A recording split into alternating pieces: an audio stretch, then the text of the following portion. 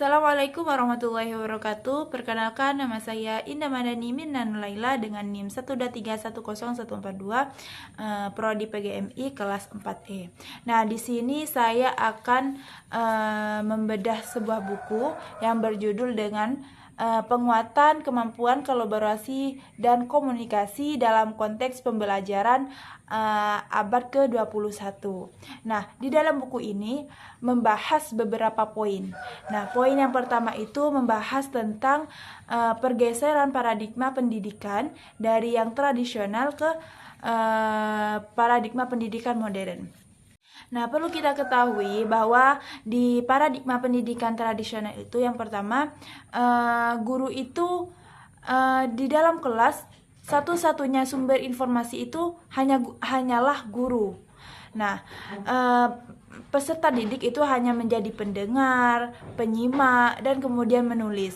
Nah, di dalam paradigma pendidikan paradigma pendidikan modern ini, guru itu lebih mendengarkan dan memberikan ruang untuk peserta didik untuk saling berinteraksi dan berkolaborasi. Jadi guru itu memberikan ruang untuk peserta didik untuk lebih aktif di dalam kelas.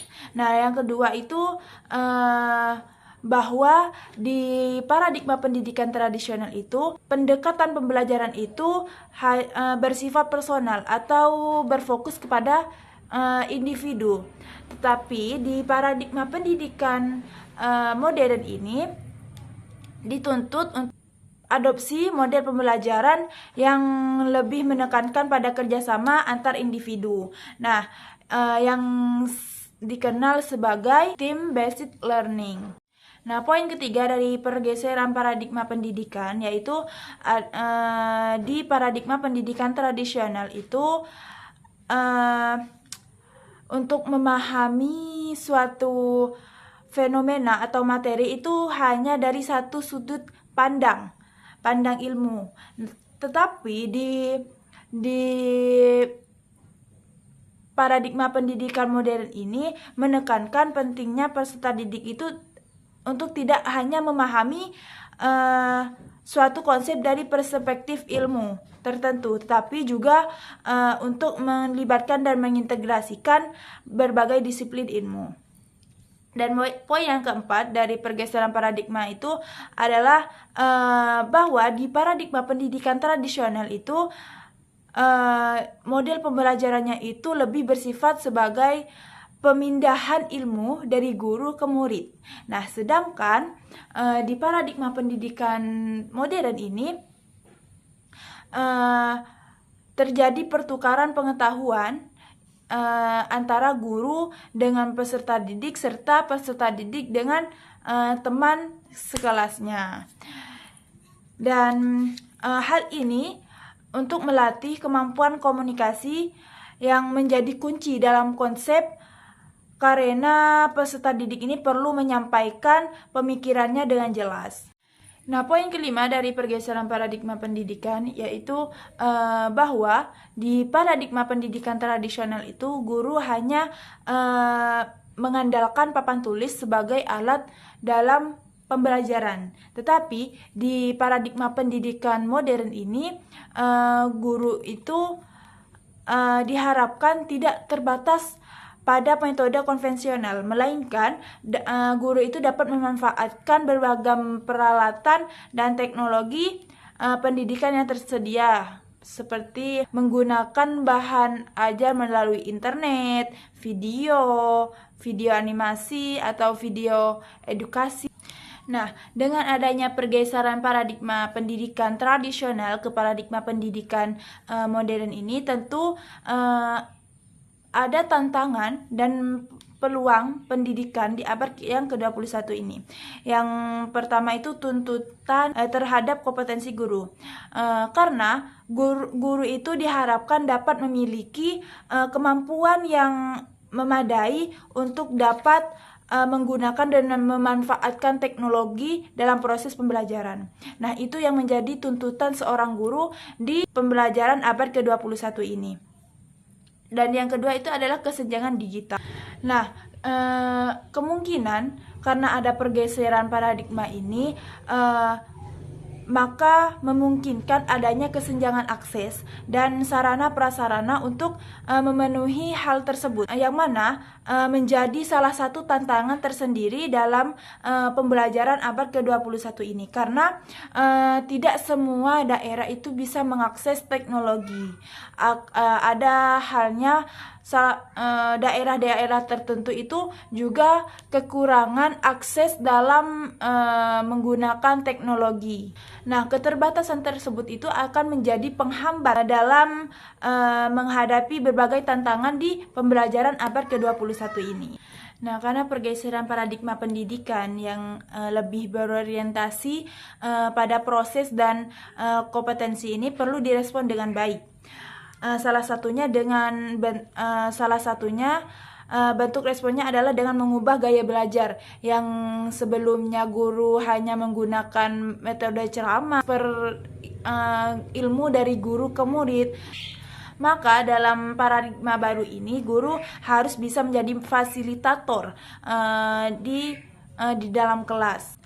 Nah, deep learning ini atau pembelajaran mendalam yang sudah saya sebutkan tadi, ini adalah sebuah pendekatan yang pembelajaran inovatif yang menekankan pada pemahaman yang mendalam, analitis, dan reflektif terhadap suatu konsep atau materi pembelajaran. Nah, di dalam deep learning ini ada 3 elemen model pembelajaran yang diyakini bisa membuat dan mengubah cara pengajaran di dalam kelas. Nah, yang pertama itu ada joyful learning. Nah, joyful learning ini adalah pembelajaran yang menyenangkan. Nah, bisa saja guru itu memberikan video edukasi atau hal-hal yang menyenangkan seperti ice breaking atau yang lainnya. Dan yang kedua ada meaningful learning. Nah, meaningful learning ini adalah kegiatan yang menghubungkan informasi baru, menghubungkan ilmu itu dengan pengalaman peserta didik. Dan yang terakhir itu ada meaningful learning. Nah, meaningful learning ini adalah pembelajaran yang penuh kesadaran. Ini adalah pendekatan pendidikan yang menekankan kehadiran, keterbukaan, dan perhatian penuh dalam proses pembelajaran. Dan memasuki poin kedua dari buku ini adalah memahami 21 century skill. Nah, yang mana itu adalah makna dan hakikat keterampilan abad ke-21. Perlu kita ketahui, keterampilan yang dibutuhkan untuk anak peserta didik di pembelajaran abad ke-21 ini adalah kecakapan yang mencakup pengetahuan, keterampilan, dan atribut lainnya yang mendukung peserta didik itu dalam mencapai potensi maksimal. Nah, pada abad ke-21 ini kita dihadapkan pada berbagai tantangan yang memerlukan tidak hanya keterampilan dasar, tetapi juga keterampilan yang berpotensi tinggi, seperti tadi, yaitu seperti pengetahuan, keterampilan, dan atribut lainnya yang mendukung peserta didik itu yang dibutuhkan di abad ke-21 ini. Nah, terdapat 4 kompetensi dasar yang esensial untuk dimiliki pada abad ke-21 ini yang dikenal dengan 4CS. Yang pertama itu critical thinking and problem solving, atau yang disebut dengan berpikir kritis dan menyelesaikan masalah. Dan yang kedua itu creativity atau kreativitas. Dan yang ketiga itu communication skill atau kemampuan berkomunikasi. Dan yang keempat itu adalah ability toward collaboration atau kemampuan untuk bekerja sama. Nah, itu adalah 4 dasar yang perlu dimiliki oleh peserta didik abad ke-21. Nah, di awal saya tadi bilang bahwa di di paradigma pendidikan modern ini, guru itu harus menggunakan model pembelajaran yang di dalam kelas itu menyenangkan. Nah, syarat mendasar agar sebuah pembelajaran berkualitas dalam atau bermakna itu adalah dengan cara menyenangkan. Nah, artinya apa? Seorang guru itu harus bisa melaksanakan pembelajaran yang bermakna sekaligus menyenangkan agar bisa mewujudkan pembelajaran yang berkualitas tinggi. Nah, bagaimana sih caranya guru itu agar bisa membuat pembelajaran itu menyenangkan dan bermakna? Nah, seorang guru itu harus merancang bagaimana pembelajaran di dalam kelas itu bisa menyenangkan dan bermakna. Nah, yang meningkatkan potensi dan memenuhi berbagai kompetensi atau kemampuan peserta didik, termasuk diantaranya itu adalah kemampuan berpikir, kreativitas, rekonstruktif pengetahuan, pemecahan masalah, dan kemampuan lainnya. Nah, di dalam buku ini menjelaskan bahwa ada 7 model yang dapat digunakan oleh guru untuk pembelajaran di abad ke-21. Yang pertama itu ada discover learning.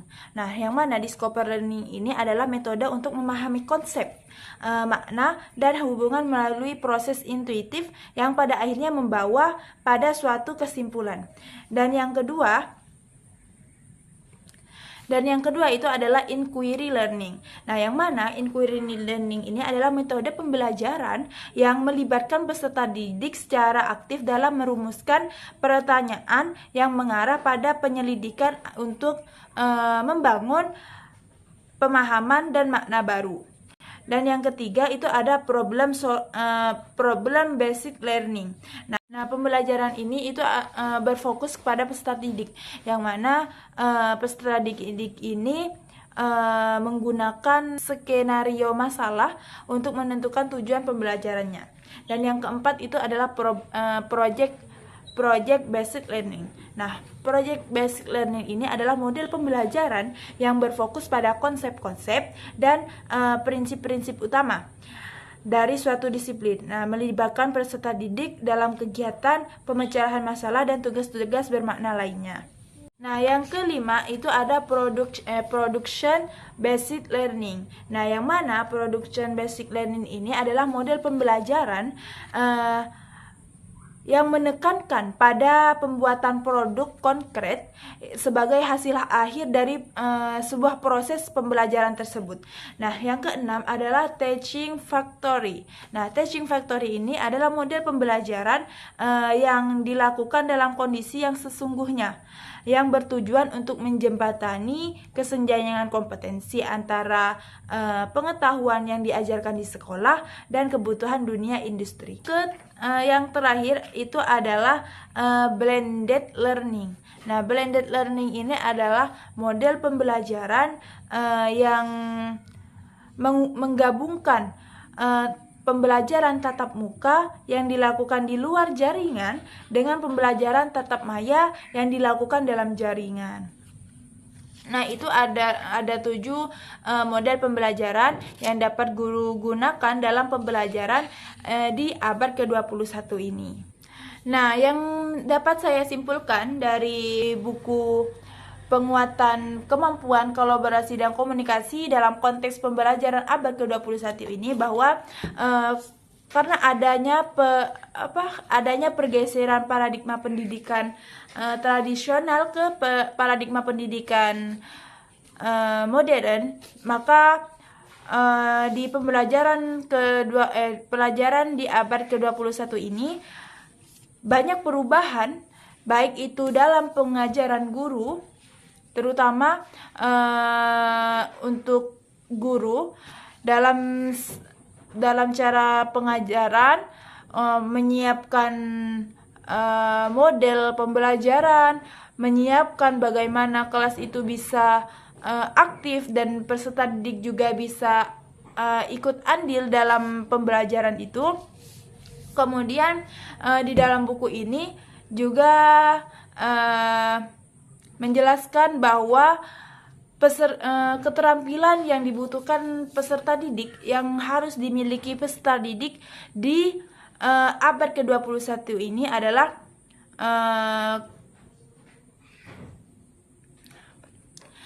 mengasah keterampilan seperti keterampilan berkolaborasi dan keterampilan komunikasi. Nah, hal ini yang sangat-sangat ditekankan di pembelajaran abad ke-21. Sekian dari saya, kurang lebihnya saya mohon maaf. Wassalamualaikum warahmatullahi wabarakatuh.